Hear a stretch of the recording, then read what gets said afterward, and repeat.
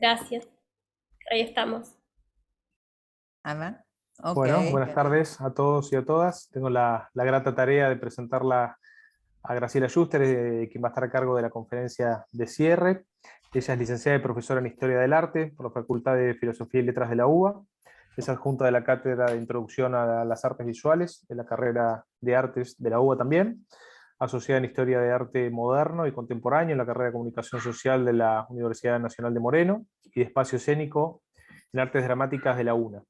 Sus investigaciones UBASIT están dedicadas fundamentalmente a los estudios de la teoría del arte y la percepción. Dicta clases de puesta en escena, realizó diversas obras teatrales y de danza. Formó parte de la cooperativa del Kafka, Espacio Teatral, y del Teatro Pairó. Tenemos el gusto de poder escucharla. Su conferencia de cierre se titula La imagen y la recuperación de los procesos sensibles, tensiones entre apariencia y realidad. Así que bueno, le damos la bienvenida y agradecerle su presencia. Un poco la modalidad tiene que ver con darte un espacio más o menos de unos 45 minutos. Yo a los 40 te voy a avisar para que puedas ir redondeando, te queden 5 Ella quería un minutos. poquito menos, Pablo, ¿te acordás Un que poquito pidió menos, que era un poquito perfecto, menos? listo, no hay No, ningún no, problema. claro, yo Entonces, lo quería excelente y que intentar, quede claro, un ratito para el intercambio, Graciela. Bueno, perfecto, claro, te lo hice un ratito antes. Te lo cedo que la voy a palabra y un intentar, gustazo tenerte. perfecto. Bueno, muchas gracias a todas, todos por la invitación. Para mí es como una especie de volver a algún lugar conocido, que es el ámbito de la filosofía. Hacía rato que no estaba entre gente de filosofía. En principio, como un comentario, y voy a explicar un poco de qué se va a tratar mi intervención.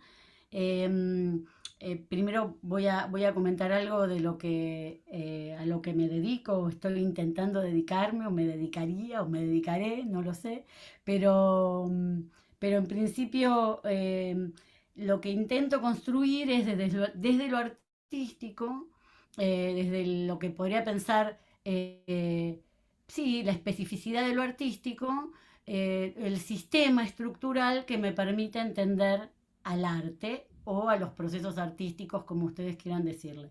Esto con lo que implica es que cuando digo volver y estar entre gente de filosofía, si yo miro de alguna manera un poco el tránsito en mis participaciones en congresos, etcétera, durante un tiempo bastante largo mis participaciones eran en los congresos de filosofía, porque era el lugar en donde de alguna manera me sentía cómoda debatiendo conceptos que la historia del arte no debatía, no era de su interés, no era lo que estaba dedicada ni necesariamente a lo que está dedicada. Y mi formación es de historia del arte, ¿no?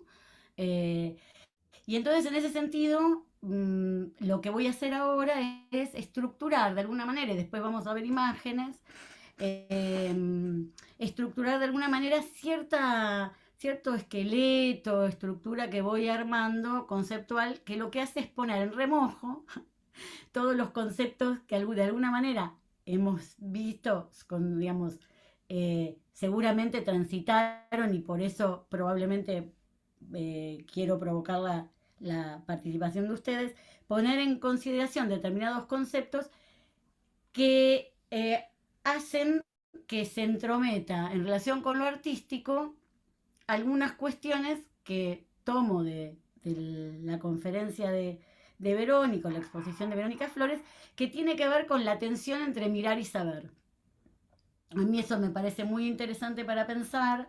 Y entonces, a partir de la conferencia de Verónica Flores, yo me instalo a debatir en algunas cuestiones. Primero, pensando que de las imágenes, obviamente, en estas jornadas no nos podemos escapar, cada vez menos nos podemos escapar y de evitar de hablar de las imágenes, pero que las imágenes que voy a trabajar aquí son imágenes ligadas con lo artefactual, es decir, imágenes ligadas con el artefacto, y imágenes que no tienen que ver con el mundo natural, con la construcción, va a tener que ver con la construcción no natural, y por ello entonces me voy a sumar a las reflexiones de aquellas imágenes que son una construcción y un producto de nuestra configuración eh, perceptiva ligada con lo técnico. Es decir, que lo que voy a considerar es una relación entre las reflexiones, las construcciones perceptivas del obrar del arte, la relación entre una perceptora, un perceptor, me saco de encima y ahora me empiezo a sacar de encima conceptos, el espectador, y entonces en vez de hablar de espectador, trato de posicionar el concepto de perceptor-perceptora, porque está ligado con el título que tiene que ver con los procesos sensibles. Me parece que en la actualidad y al llegar, ¿no?, a la actualidad de las reflexiones, me parece que la percepción es el punto eje que a mí me guía en estas reflexiones, que me guía en estas discusiones. Y entonces de lo que justamente voy a pensar es, me separo y pienso que vamos a trabajar sobre los conceptos artefactuales, pero que en principio hay una configuración perceptiva relacionada con el mundo natural que por supuesto interpela y por supuesto se entromete en nuestras miradas artefactuales. Esa mirada desde la percepción, desde un lugar muy sencillo, se piensa en el mundo visual, que es el mundo que nos interpela, de significaciones, hasta el concepto de atrás y adelante, es un mundo en que sabemos que el atrás es algo y el adelante es otra cosa, el arriba, el abajo, el mundo estable, el mundo organizado, en el cual uno se levanta a la mañana y sabe que el mundo es vertical, ¿no?, que no es horizontal y que comprende a través de algunas reglas establecidas específicamente y sobre todo en relación con la cultura. De esto yo me voy a correr sabiendo que el mundo visual nos interpela constantemente y después voy a ver cómo transformo ese mundo visual en otro concepto. Pero entonces diría que lo que yo me voy a posicionar tiene que ver con el campo visual. El campo visual tiene que ver con el recorte que hacemos. Y hacemos un recorte intencionado. Vamos hacia ese lugar, vamos hacia esa imagen, producto, y esa imagen que voy a pensar es una imagen artística. Vamos a hablar de imágenes artísticas y todo lo que va a contener tiene que ver con la imagen artística, en el que en ese proceso ligado con el campo visual va justamente a ser el lugar de nexo entre varias relaciones, que no son solo las relaciones entre un perceptor o perceptora, una obra, sino que el espacio que contiene la obra, cuando Verónica, ¿no?, tomaba el ejemplo de la tinta con la seda, digo, miren qué interesante, ese es el espacio que contiene esa obra que muestra Verónica, ¿no?, que es una relación entre un material liviano, que es la seda, más un material liviano, que es la tinta. Esa situación es una situación ligada con la técnica y con el espacio en donde se desarrolla la técnica. Ese espacio donde se desarrolla la técnica es una tela, ¿no?, una tela con determinado tamaño, y eso es lo que empieza a interceder y formar parte de ese campo visual que hay que empezar a construir. Insisto, ¿por qué hablo de campo visual? Porque está ligado con los estudios de la percepción. Y entonces yo estoy, digamos, de alguna manera ya focalizada en esos estudios.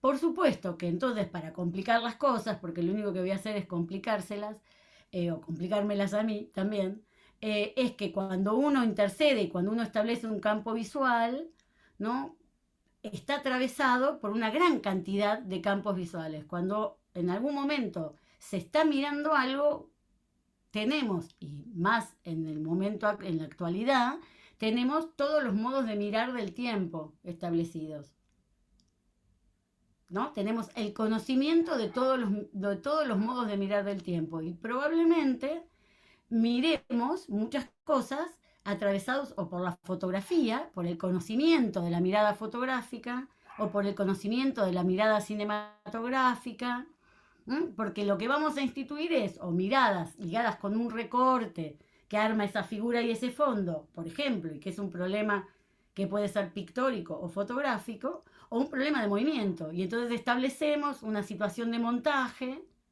¿no? Incluso hasta podría pensar, miren, relación, por supuesto es una hipótesis muy fuerte que tendría que poner a prueba y no la voy a poner a prueba, calculo por lo menos en los próximos tiempos, cuando uno sueña, ¿no? Cuando uno sueña y cuando uno relata el sueño a alguien, uno relata el sueño sin asustarse por el problema de que primero aparece algo, después aparece otro, pega, arma, porque uno tiene en la vigilia, en el mundo real, el concepto de montaje, ¿no? Entonces yo no sé cómo sería en el siglo XV, ¿no? Ahí están los relatos de los sueños en el siglo XV, esas apariciones, pero en nuestra contemporaneidad, nuestro modo de relatar los sueños no son modos de decir, qué bárbaro, no entiendo por qué apareció del costado algo, no, porque están nuestras prácticas y nuestros modos de comprensión y recortes de esos aspectos del mundo.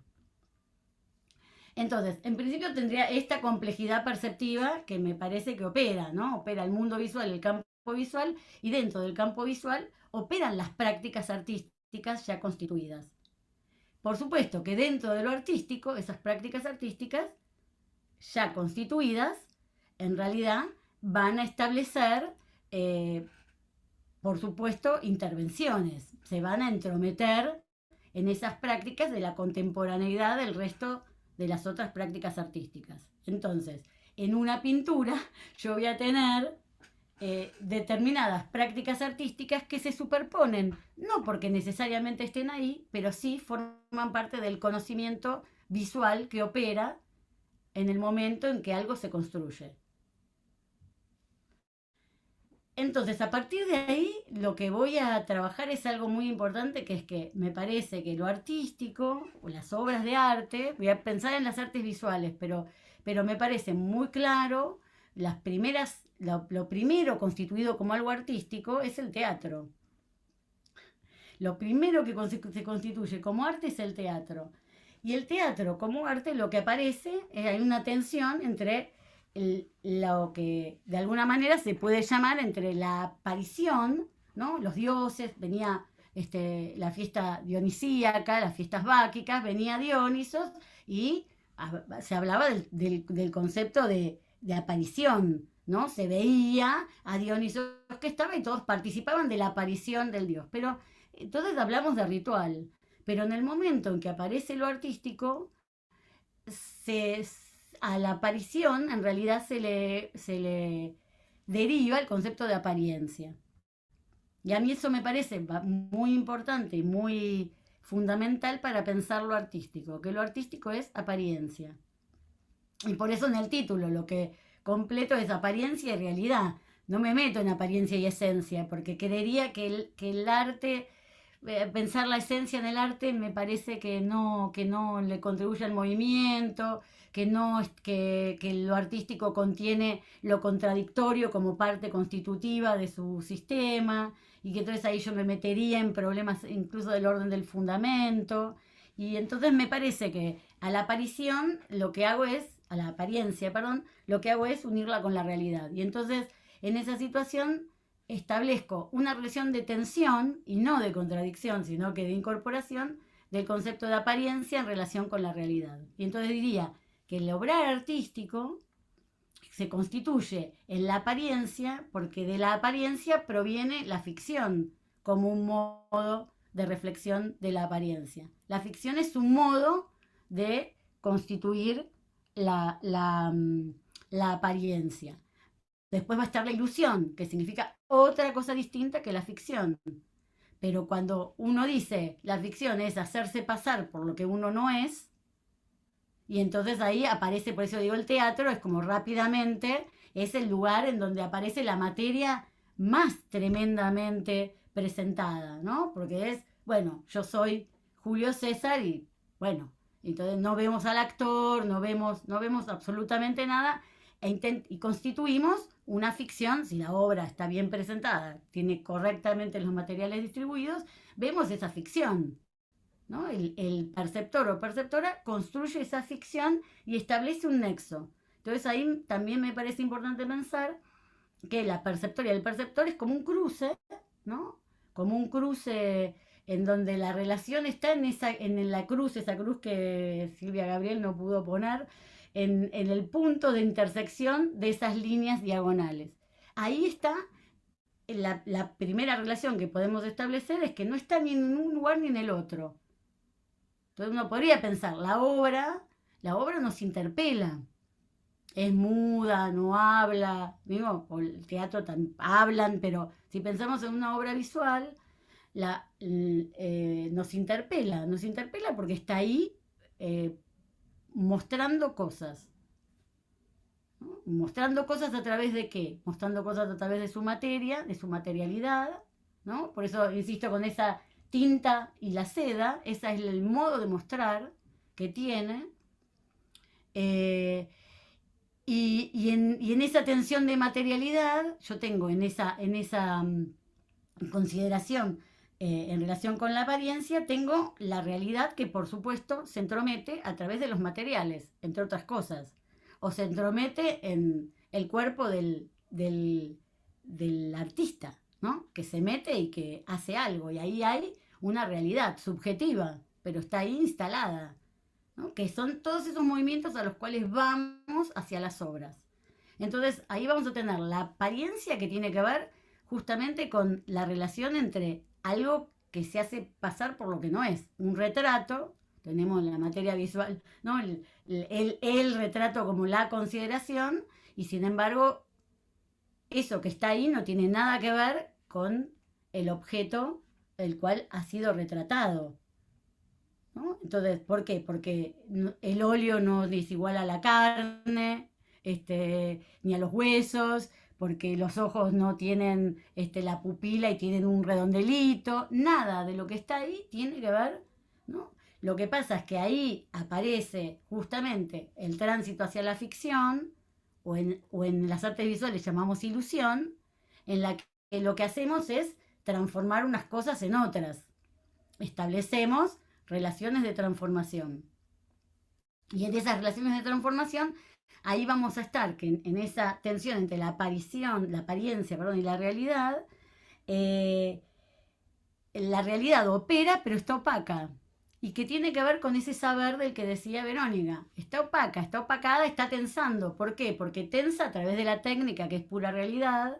El óleo es pura realidad, pero ese óleo queda oculto en una forma, ¿no? Porque el óleo no lo vemos, excepto que vamos, investigamos, despanzurramos, nos metemos en una especie de laboratorio y entonces como ranas, ¿no? Sacamos la pata, miramos y vemos al óleo.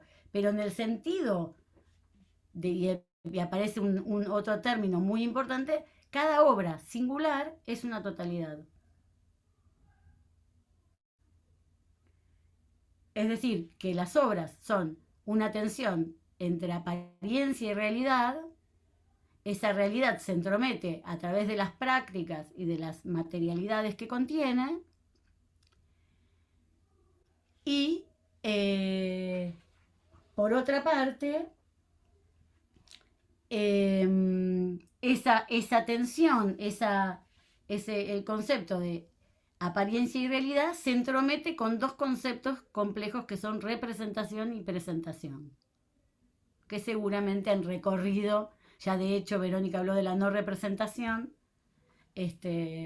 Yo dudo de que podamos escaparnos de la representación. Sí creería que podemos escaparnos del concepto que se entrometió de representación, que tiene que ver o con copia, o con semejanza, o con referencia, ¿no? Entonces diría que la representación es una intermediación de algo que se constituye para, de forma mediada, mostrar otra cosa. Y que la presentación, y entonces ahí uno puede hacer un juego, es decir, la representación es lo diferido, es la relación diferida con la cosa, y la presentación es la relación inmediata con la cosa, con esa obra artística. Después, ahora rápidamente voy a pasar ejemplos para ver cómo, por ejemplo, Marcel Duchamp, seguramente ya lo conocen, ya es un clásico, ¿no? Un canon, el canon de la vanguardia, con su fuente, a la que algunos llaman mingitorio, pero miren qué interesante, se llama fuente, ¿no? La obra de Marcel Duchamp, La Fuente, que algunos llaman mingitorio, miren cómo, qué bárbaro, al llamarla mingitorio hablan por su presencia, porque no pueden ver la fuente. Pero sin embargo, justamente lo que hace Duchamp en en ese trabajo es mostrar el límite entre la representación y la presentación.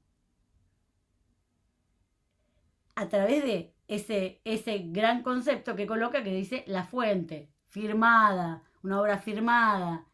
Entonces dice, pero ¿cómo? ¿Es un mingitorio? No, está dado vuelta, está sobre un pedestal, es de cerámica esmaltada, elige particularmente uno. Entonces lo que ya vamos a ver, que el obrar del arte, y digo obrar del arte y no obra del arte, porque obrar del arte me provoca que tiene movimiento, ¿no? Que lo que estamos es tratando de encontrar los movimientos que tiene ese obrar del arte, como un rasgo, ¿no?, tremendo y que uno debería odiar al arte, es que dura más que nosotras y nosotros, ¿no? El arte, ¿no? Leonardo sigue viviendo a través de sus obras y nosotros nos vamos a morir antes de que la Gioconda alguien la queme. No sé, la única manera es que la quemen, que la maten, porque si no, seguirá siendo eterna, ¿no? Los restauradores van a tratar de mantener la eternidad de esa obra. Entonces, en realidad, lo que digo ligado con el obrar del arte es para seguir mostrando que ese obrar del arte está lleno de pasado, es puro pasado que se vuelve presente, inevitablemente. Porque es el proceso de mostrar lo que sucede. Entonces ahí vuelvo a tomarle el hilo de hablar de la apariencia en tensión con la realidad, de la representación en tensión con la presentación, en el que la presentación tiene que ver con el presente de esa obra que está mostrándose, y la representación con lo diferido, con algo que ha sido hecho y que tiene una intermediación. Y entonces en ese sentido, y ahora vamos a pasar a las imágenes, en ese sentido lo que trato de transformar es el concepto forma-contenido, y entonces ahí nos vamos a ver en problemas, nuevos problemas, que es que la forma-contenido está atravesada por tanto sistema cultural ligado con el lenguaje. Yo considero fuertemente, y este es como un aspecto que me parece que es importante fuertemente, que las obras visuales no son lenguaje. No se establece el lenguaje, el logocentrismo, todo lo que se debate en relación con el giro icónico pictorialista. Si abandonar el logocentrismo o no abandonarlo, qué pasa con la caracterización.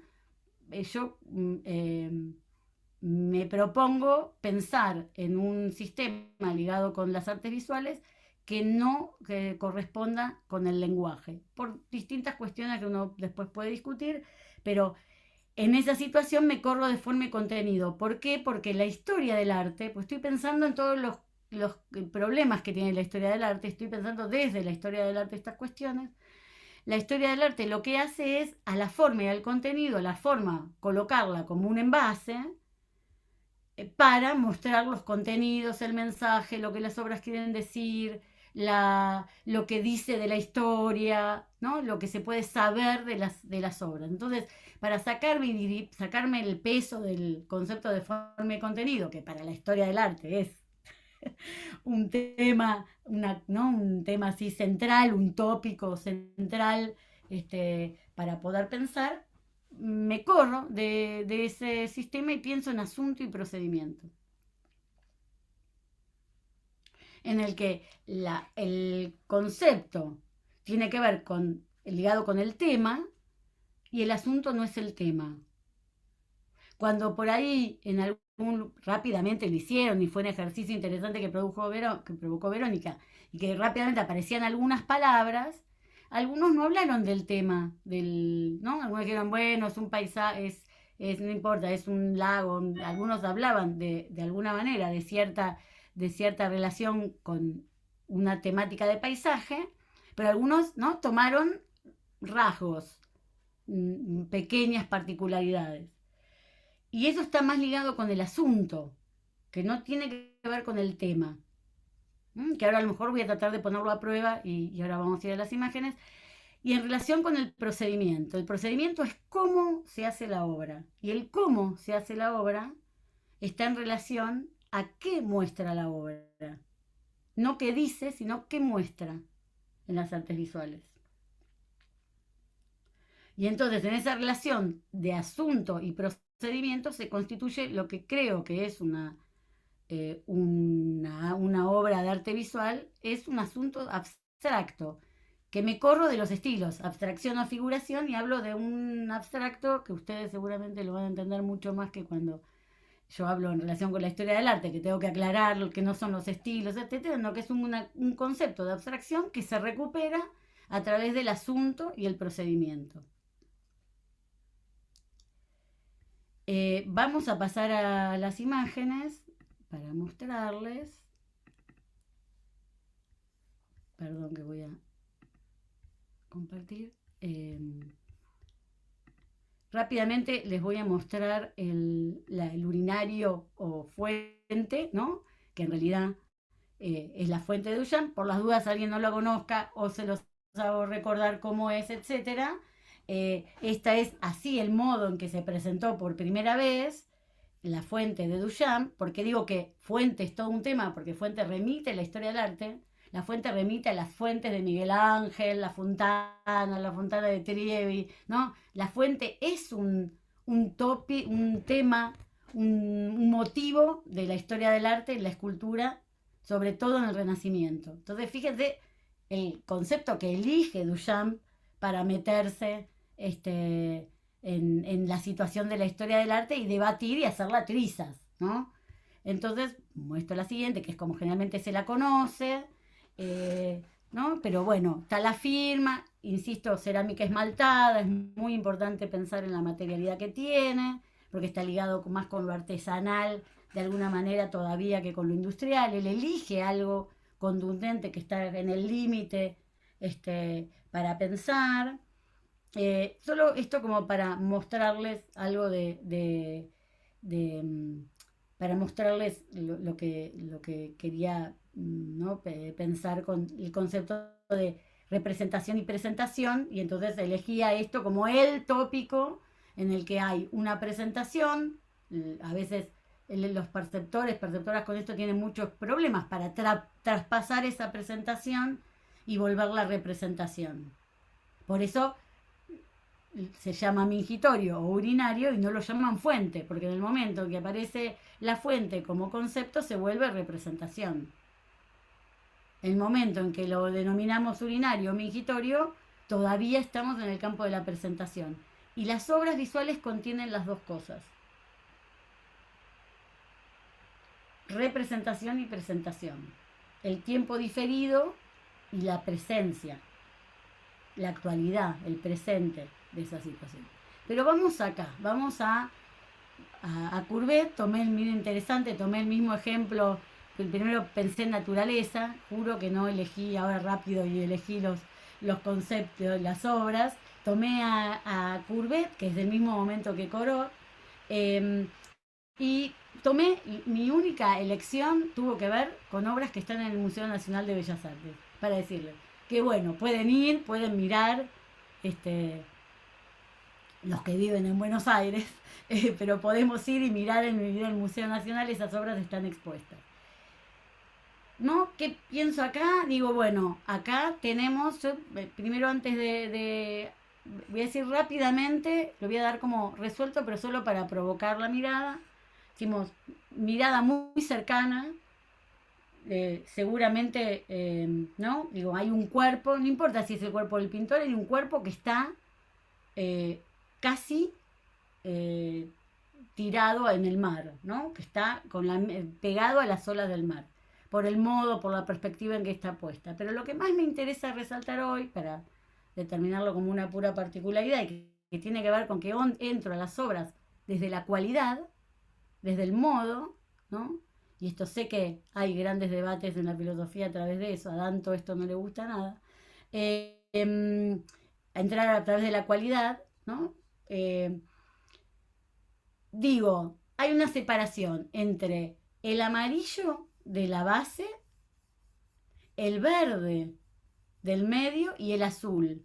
Y entonces, si rápidamente miro esto, tomo esto como un pequeño ejemplo que me parecía ilustrativo. Si miro esto, ¿no? Digo, y los separo, tendí a separar y los dejé en el mismo lugar, plano alto, plano bajo, plano medio. Digo, bueno, acá hay un azul con algo que se constituye en nube, que si lo vemos acá, si no vimos lo anterior, podemos dudar de que es una nube, ¿no? Si lo vemos separado, podemos dudar de eso. Si vemos esto separado, es un verde con restos de amarillo, y si vemos acá, es un amarillo. ¿Qué quiero hacer con esto? Debatir un problema de color. El verde que está en el medio, ¿no? Y acá relaciono el azul con el amarillo, ¿no? El amarillo y el azul forman el verde. Como quería mostrarles una sencillez en realidad. Seguramente que está esta reflexión en esta obra, ¿no? Es decir, que el punto nodal es la unión entre el cielo y la costa, ¿no? Y la espuma de ese mar.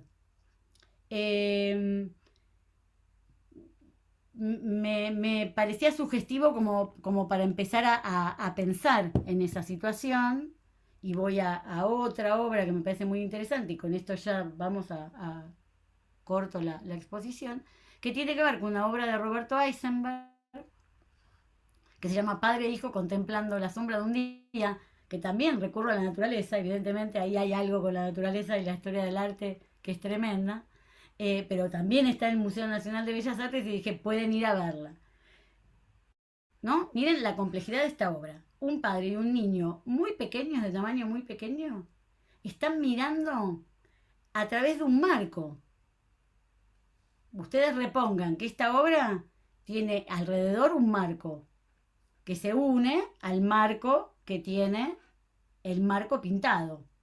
Ahora, ese marco pintado hasta incluso parece que tiende a revertirse e irse para atrás. Entonces dice, ¿es un marco o es una distancia que provoca? Y si ustedes piensan, ¿no? Es decir, bueno, esta zona intermedia, miren, ¿no? Para ponerlo cerca, ¿cómo fue el gesto? El gesto creativo, la creación, ¿fue de cerca o de lejos? ¿Cómo hizo eso? ¿Cómo pensó? ¿Cómo miró?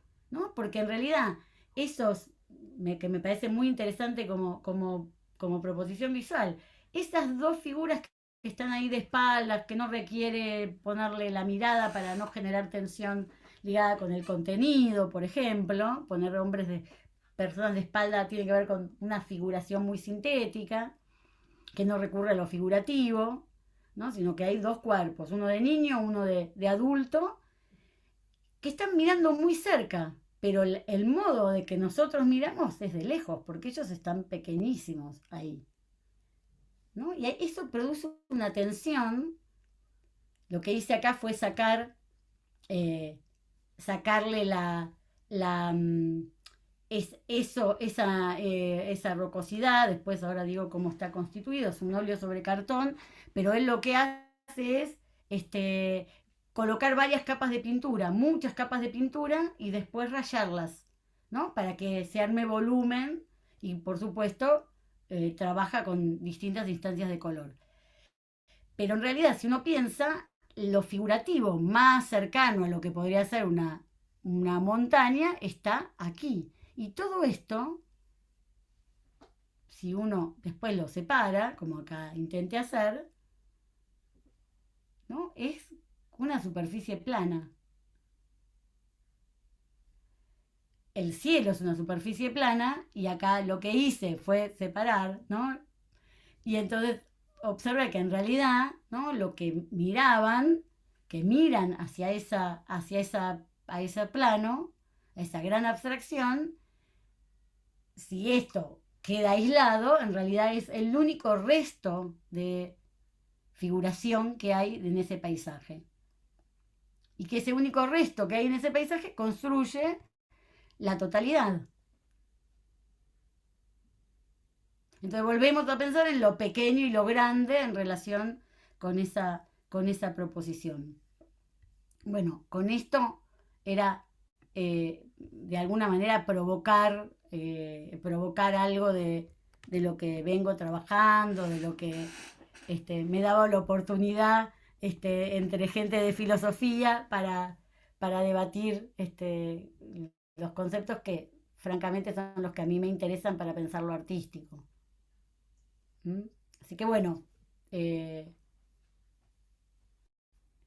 incluso diría si quieren intervenir con la palabra, eso lo decidís vos, Pablo, somos pocos, entonces... Excelente, Graciela, sí, por supuesto. Muchas gracias por tu presentación. Y sí, abrimos, somos muy poquitos, así que se presta para el debate, para aportar, para sugerir, para hacerte alguna consulta, lo que disponga el auditorio. Y podemos disfrutar y darnos ese lujo.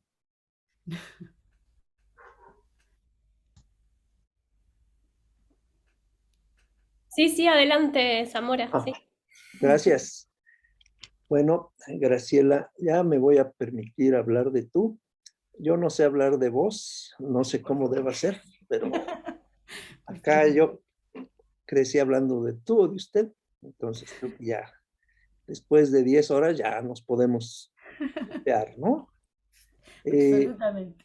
Sí, decías que buscabas, creo que lo último que dijiste era provocar, y pues sí, a mí me provocas muchas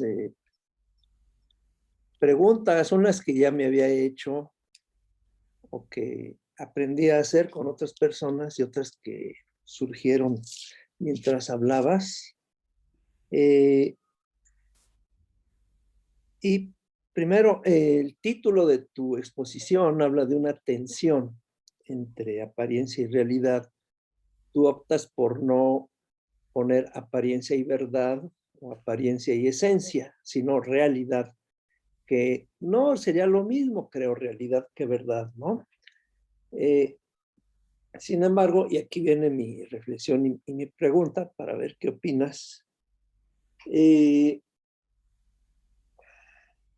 pensamos en la ficción, porque no es muy usual, creo, usar el concepto de ficción referido a las artes plásticas, sino más bien a la narrativa, al cuento, a la novela, al teatro, a los mitos, bueno, no son propiamente ficción, pero digamos a la literatura.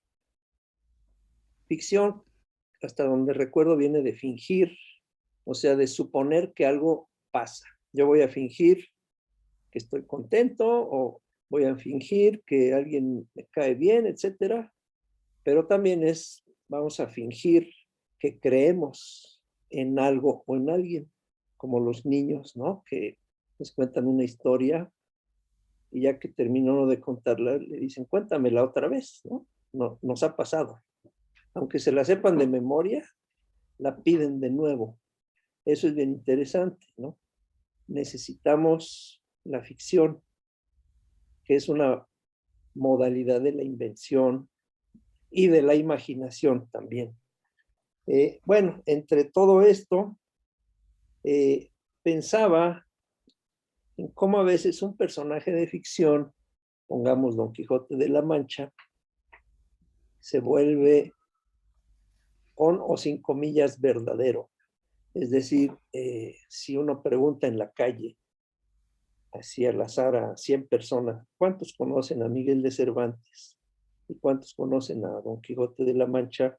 Probablemente 99-1 o 90-10 van a saber quién es o quién fue Don Quijote. Y creo que muchos, no conozco ningún estudio al respecto, dirán que existió Don Quijote. Nunca he sabido que se haya estudiado esto, pero a mí me da esa impresión, ¿no? Entonces, ¿qué opinas sobre esto? Y aquí voy a Gadamer, un autor que a mí me enseñó a ver que la verdad del arte es una verdad propia, no opuesta, pero sí diferente y tan potente como la verdad de las ciencias, de la historia. Tiene un trasfondo de Aristóteles, por supuesto, ¿no? Aristóteles decía que la mímesis no solo es imitar, también es lo verosímil, lo que nos parece verdadero. Entonces, ¿qué piensas de esto? Sobre usar o no la noción de verdad o con qué cuidado habría que usarla Claro, para el arte, para la literatura, para lo que imaginamos. Gracias por tu exposición. No, por favor, gracias por la pregunta, que por supuesto voy a tratar de contestar en relación a por qué no hablo de verdad. Sin embargo, para mí Verdad y Método fue un libro Sí. que me constituyó de una manera muy contundente. El concepto de representación de Gadamer también. eh, digamos, Gadamer fue alguien al cual, digamos, recurrí mucho para pensar en lo artístico. Yo, en principio, en el correr de las prácticas que uno tiene dentro de su, ¿no? De sus, pues no de la filosofía, sino de lo artístico, la verdad, lo que hacía era interpelarme en el término dentro de lo artístico de la verdad o la mentira, ¿no? Se dice mucho, es muy frecuente que se hable de, ven, el teatro es mentira, ¿no? Es un problema de mentira. Entonces eso fue como la primera consideración que dije, el teatro no es ni verdad ni mentira, el teatro existe, tiene existencia. Entonces, en realidad, esto simplemente como un concepto muy ingenuo de lo que estoy hablando, muy sencillo de lo que estoy hablando del problema de la verdad. Para mí es cierto, digo, si vos me decís, digo, me haría volver a Gadamer a decir, es cierto, tiene su propia verdad lo artístico. Lo que pasa es que tendría que protegerla mucho más a la verdad y construirle a la verdad para que no se derive en ni siquiera el orden del fundamento. Me parece que lo artístico no sé si tiene que ver con el orden del fundamento. Por eso me saqué de encima esencia y hablé de apariencia, porque me parece que no sé si llega a un universal, por ejemplo, ¿no? Si tiene capacidad de ser universal, si es general, y sí que ahí se entromete con lo general. Entonces, en principio, de alguna manera vos me decís, digo, ay, la verdad que tendría que volver a pensar si hay que construir el concepto de verdad propio de lo artístico, que es justamente el camino que intento discutir, ¿no? A través de la especificidad. Pero de alguna manera lo puse entre paréntesis pensando en hablar de existencia, ¿no? Que yo decía, bueno, existe, y existe, eh, existe no en términos de verdad, sino demostración de algo que está ahí. Entonces, por eso, de alguna Presencia, manera, ¿cómo? de presencia, cuando De dices presencia, claro, exacto. Entonces ahí yo evité, digamos, me corrí un poco de la verdad, pero tal vez tendría que volver, pero habría que construirla de una manera que lo artístico dé cuenta de una verdad particular. Entonces yo diría, bueno, es posible una verdad particular, ¿no? Porque el arte es pura, el arte es singularidad, las obras de arte son singulares, cada una es en sí misma una totalidad, ¿no? Esta obra es esta y esta obra es la otra y no... Uno después arma cadenas, la historia del arte arma estilos, movimientos, eso está bárbaro, pero cada obra es singular. Entonces ahí se me viene el problema del orden de la verdad, si lo universal está pulsando. Y en realidad, en relación con la ficción, que es cierto lo que decís, yo extremo el concepto de ficción para volcarlo al arte visual también, porque después se entromete el problema de la ilusión, la perspectiva, que es todo un problema en las artes visuales. Y a mí me parece que el concepto de ficción da cuenta de algo que eh, se hace pasar por lo que no es.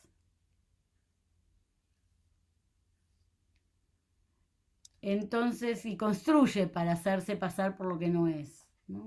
Y entonces me parece que ahí el arte visual también se entromete. Y después tenés ejemplos muy interesantes en relación con el shock fotográfico. No quiero hacerlo largo, así hay otras intervenciones. Pero el problema de cómo se comprendió en un momento, ¿no? Los retratos eran más fidedignos, hechos, interesante, por la pintura, y esto seguramente lo habrán escuchado, ¿no? Baudelaire debatiendo sobre qué era hacer un retrato fotográfico, era un horror, era un desastre, pero los ricos que se hacían retratos fotográficos odiaban los retratos fotográficos porque decían que no eran iguales a como eran ellos de verdad, que era con la pintura. Entonces es muy interesante porque ahí hubo que hacer toda una transformación perceptiva para que los que miraban sus retratos pictóricos se vieran más parecidos en sus retratos fotográficos. Entonces ahí hay algo de la ficción que me resulta interesante seguir sosteniendo. Pero bueno, traté de contestar a través de la Sí, ficción también lo de la verdad. por supuesto, gracias. No, gracias a vos.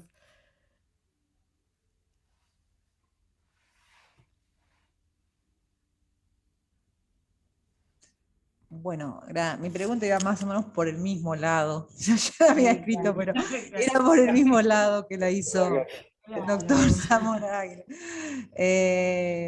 Porque vos ligaste lo artístico, a ver si te seguí un poquito, porque ya a esta altura estoy un poquito limada. No, me imagino.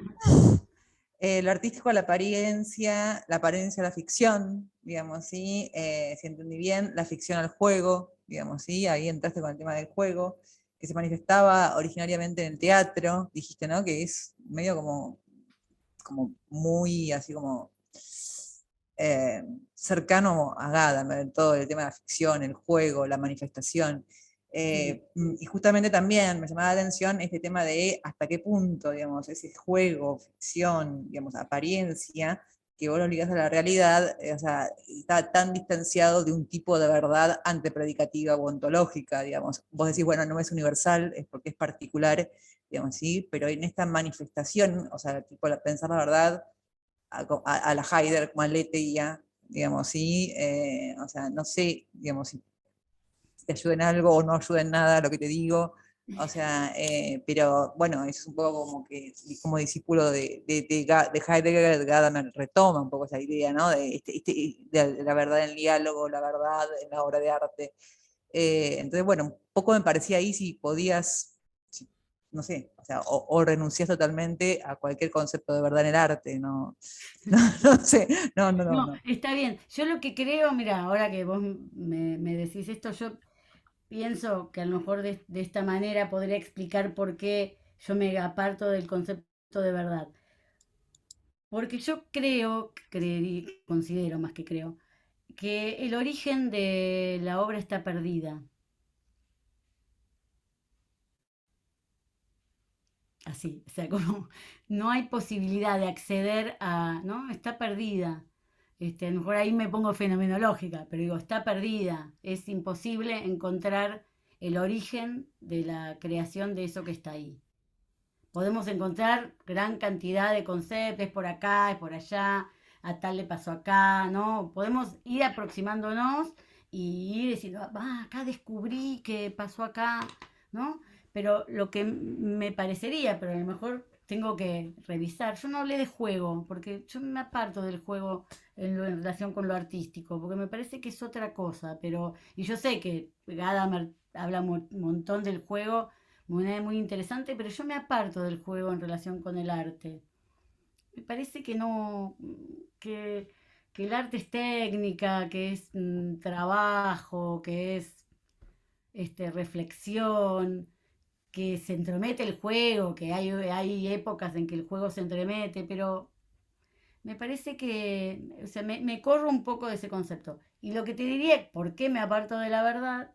Tiene que ver justamente con eso, con que yo creería que ir hacia el origen de cada obra es un movimiento en falso. El origen está perdido, como el origen de Dios, digamos. Está perdido, ¿no? No se puede llegar. Y entonces ahí yo creería, pero a lo mejor tengo que volver a revisar y volver a juntarme con mi amigo Gadamer, que he dejado porque la historia del arte a veces a uno lo le vuelve a opacar cosas de su vida, y tengo que volver a pensar si es una verdad que, que puede estar en constante movimiento, que no es del orden del fundamento, que tiene que ver con la cualidad, ¿no? A lo mejor podría pensar en una verdad ligada con las cualidades. por ejemplo.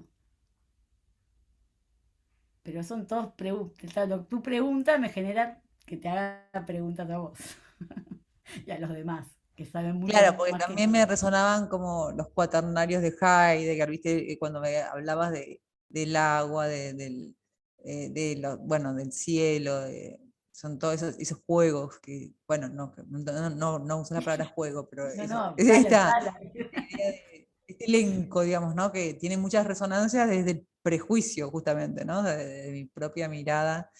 Entonces digo, bueno, ¿hasta qué punto, digamos, renunciar así, digamos, a una tipo de verdad, como de desvelamiento del arte? Bueno, aunque sea, bueno, vos decís, bueno, entonces cada obra es individual y no tiene una universalidad, aunque pueda tener cierta generalidad, ¿no? O sea, Mm. bueno, eso es lo que me generó un poco como esa inquietud de, digamos, apariencia-realidad, pero, digamos, apartarte como, medio no sé, como que te abruma el tema de la verdad, ¿no? O sea, como que sería demasiado. No sé si me abruma, pero en realidad, si no meto, porque también tendría que colocar apariencia, realidad, verdad, porque la realidad está entrometida en lo artístico, ¿no? Está Ujú, metida, opacada, la realidad es la materia, el óleo es una ujú, realidad porque es un pigmento, alguien machacó, después alguien lo armó industrialmente, pero hay operaciones ligadas con la realidad, con el trabajo. ujú. Entonces, la realidad no debe ser descartada dentro del obrar del arte, en absoluto, ¿no? En absoluto.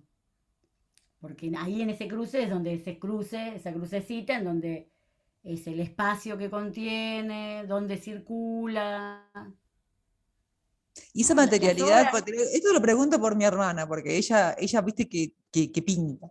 Y te lo pregunto desde ella, porque justamente me decía que no le gustaba el arte digital por esa falta de contacto con lo material, justamente. ¿Y cómo lo ves vos esto? O sea, porque la materialidad es como es algo como que vos, o sea, a ella le gusta como tocar, o sea, como que, o sea, trabajar, digamos, Está pero bien, con el ahí uno puede decir, movimiento. bueno, ella toma decisión sobre la percepción, digamos, incluso áptica, ¿no? El del tocar, al tocar y agarrar, ¿no? Uno podría pensar tocar y pensar lo táctil, que históricamente, en la historia de lo artístico, eh, durante muchos siglos se comprendía a través de lo táctil y lo visual, el Mm, arte. Pero sobre todo justamente, ¿por qué le pasaba a la práctica? No tenía medios de reproducción, ni figuritas, ni libritos, tenías que ir al lugar a verlo. Entonces los historiadores o los que se iban a los lugares se robaban las obras, ¿no? Porque no había, ¿no? Napoleón, para constituir el Louvre, dijo, me afano el Apolo de Belvedere, me lo llevo, perdón, afano es robar, digo, me robo el Apolo de Belvedere y me lo llevo. ¿Por qué? Pero porque no había manera, no podía poner una foto, no podía poner nada, entonces se lleva, y eso tenía que ver con una comprensión táctil, y eso está instalado. Después lo que sucede con lo digital es que es otro mundo material. Uno puede decir, está lo material sintético que tiene que ver con las materialidades más rápidas de decir, el óleo, la escultura, etcétera. Lo analógico, que es el cine, ¿no? Todo lo que se sobreimprime sobre algo, lo fotográfico, el cine, el video, la televisión.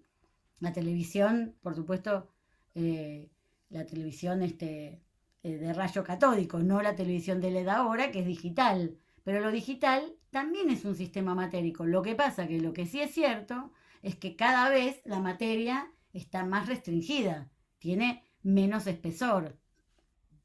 Eso es como la posición de, para mí, digo, yo podría pensar, ¿van al teatro ustedes? Miren la pregunta que les hago. ¿Van al teatro? ¿Les gusta ir al teatro? Sí. ¿Al cine?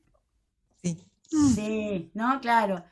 Bueno, es el horror de la materia, el teatro, más allá de que a veces tenemos culpa los que somos directoras y directores de teatro de que hacemos mal teatro, más allá de nuestras culpas, eh, si alguien le dice, esta obra es increíble, esta obra de teatro es increíble, y esta obra de cine es increíble, bueno, vamos al cine, porque la materia cine como tal tiene menos costo emotivo, perceptivo, del cuerpo que la del teatro. La del teatro son cuerpos parecidos a los nuestros, iguales.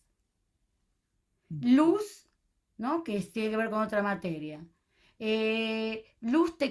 Materia textil que tiene que ver con las ropas. Muebles, o si hay muebles en un escenario. O cemento. O sea, miren la cantidad de materialidades que hay.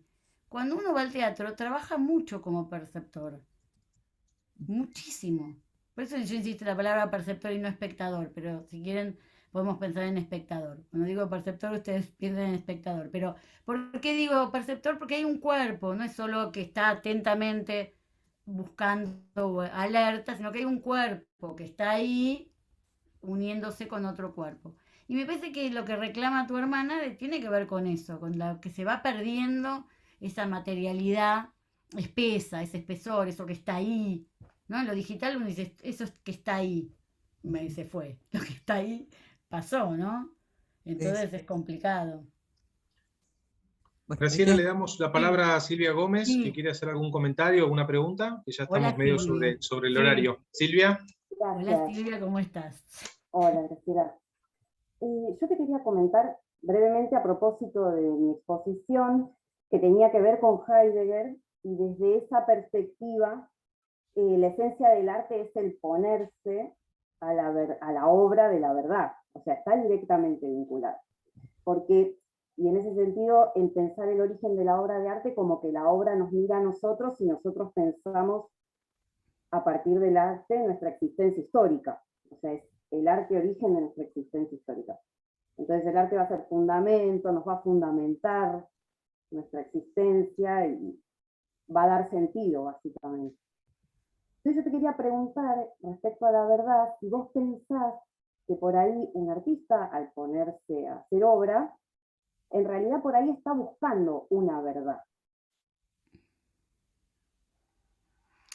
Lo que pasa es que ahí está bárbara la pregunta, pero ahí son como posiciones artísticas, ¿no? Que a veces el artista busca a través de la forma, ¿no? O busca a través de la historia, porque ahí, y ahí es interesante la pregunta, yo al artista le doy entidad, pero no mucha, o sea, le doy cierta entidad, pero no toda, o sea, le doy la entidad de que ha hecho algo, de que hace algo, por supuesto, y que está creando algo.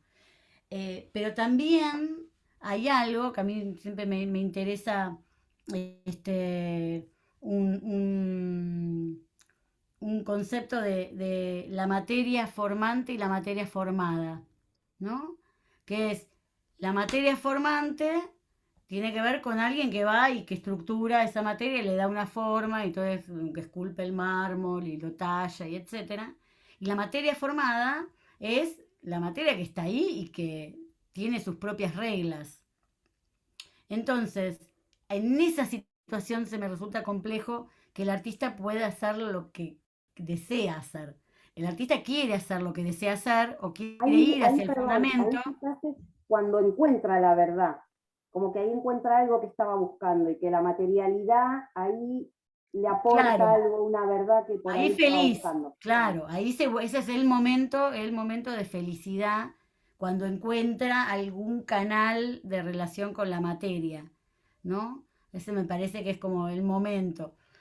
Pero habría que pensarlo, también te digo, puedo volver a Heidegger nuevamente. Sé que me metí en un problema que me entusiasma escuchar a ustedes, porque a lo mejor yo le doy una entidad demasiado fija a la verdad, y ustedes, en las lecturas actuales, están mucho más relajados con la verdad. O sea, yo los veo mucho más relajados de lo que yo pienso, considero que es la verdad para la filosofía. Pero por eso, ¿no? Interesante.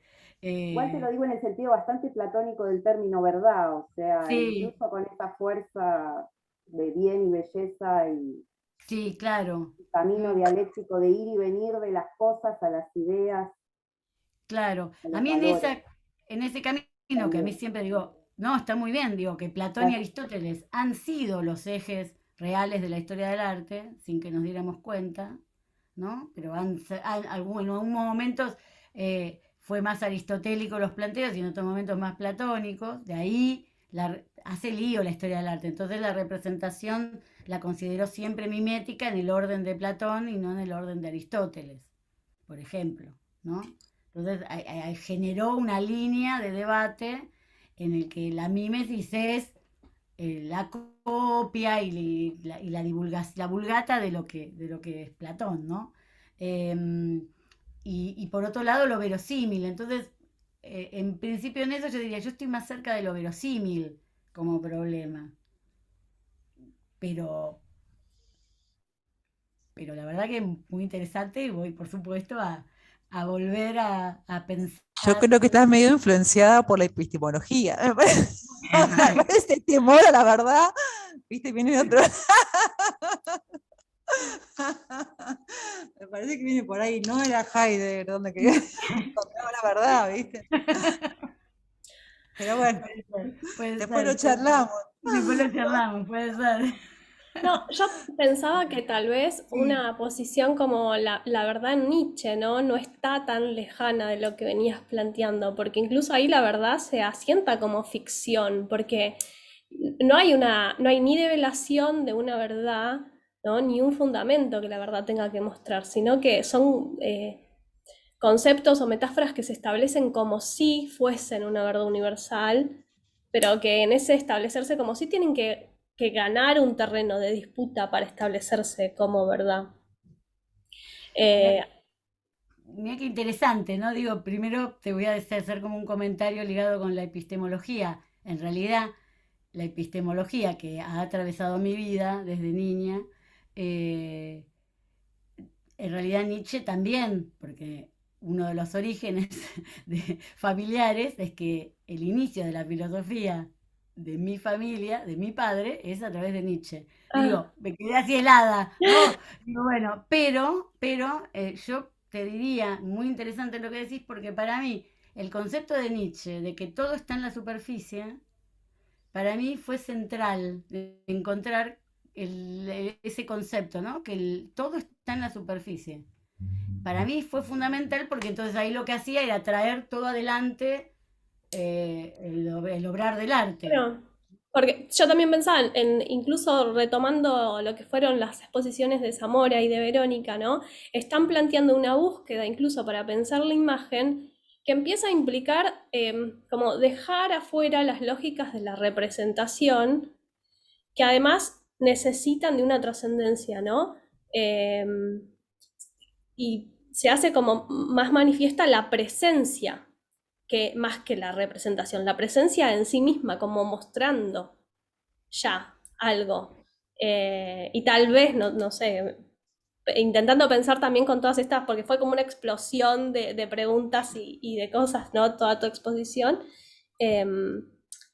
Como la manifestación de la verdad en ese momento, pero que surge ahí. No Claro, que bueno, yo te diría, estaba... si es eso, si vos estás de acuerdo, si están de acuerdo acá, el mundo de la filosofía, que un destello que después desaparece es la verdad, ahí me voy acercando, ¿no? Es un deslumbramiento, es algo que después se evapora. Eso es lo que me parece bastante dramático de lo artístico, que uno tuvo, encontró y después no lo vio más, ¿no? No lo observó, no se le perdió de vista. Claro, a mí me Eh, interesa, perdón, decir esto de pensar en los distintos estados, evaporación, sólido y líquido. Me parece que se puede pensar también, en el caso de Heidegger, del ser ahí, mm, ¿sí? Y esto de que la obra de arte oculta, muestra, y en ese ir y venir también, otra vez. claro, está bien, está bien. Yo ahí solo es eso, me pongo con Nietzsche y digo, no, está todo ahí en la superficie La y en ficción realidad la obra no gravitacional. oculta nada, nosotros no sabemos cómo posicionarnos ante la obra. Somos nuestro problema, lleno de intermediaciones. Excelente, Graciela. Bueno, muchísimas gracias a todos por los aportes. ¿Les parece si vamos cerrando? Le daría la Sí, palabra sí, a Silvia Gabriel como para poder despedirnos y tener un cierre de esta hermosa jornada que hemos vivido, pero bueno, también estamos todos cansados extenuado. y te agradecemos muchísimo, Graciela. Así que No, le por damos la favor. palabra a Silvia. Bueno, tuve las palabras iniciales, no escribí las palabras finales. Bueno, les agradezco mucho, digamos, a todos, por supuesto, y a todas. Bueno, al doctor Zamora Ávila, que fue nuestro conferencista de apertura, acá Graciela Schuster, que fue nuestra conferencista de cierre, bueno, a las conferencistas de intermedias que estuvieron, bueno, fue Ana García Varas, que fue muy interesante, también muy intensa, y bueno, y Verónica, que la escuchamos, creo que todos también, Verónica Flores, o sea, con el tema del arte oriental, fundamentalmente, que es su tema, y bueno, quería agradecer, por supuesto, toda la intervención que pudieron tener en la medida que pudieron, ¿no? O sea, porque no todos estamos disponibles todo el tiempo, y más al cierre de cuatrimestre, siendo todos prácticamente profesores.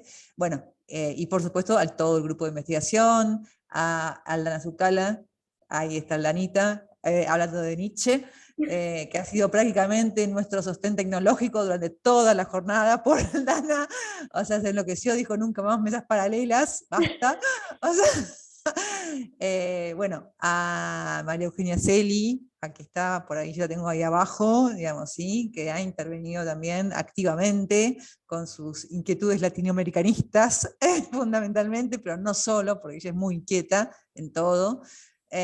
A Silvana Muñoz, que también ha intervenido, yo no la escuché porque estaba en la mesa paralela, un poco, digamos, ¿sí? Bueno, y está ahí en una espera, digamos, ¿sí? Una espera que se dilata, porque próximamente va a haber un nuevo miembro en la familia de Silvana, y por supuesto a Pablo, que es, yo digo, el cupo masculino del grupo, porque ahora es cupo masculino, ya no es femenino acá, que bueno, nos ha bancado en todas y ha tenido que aceptar, digamos, pobre, digamos, las decisiones grupales, que en general no coincidían con lo que por ahí él quería. Pero bueno, se la banca Pablo. ¿Sí? Es canceriano, se la banca.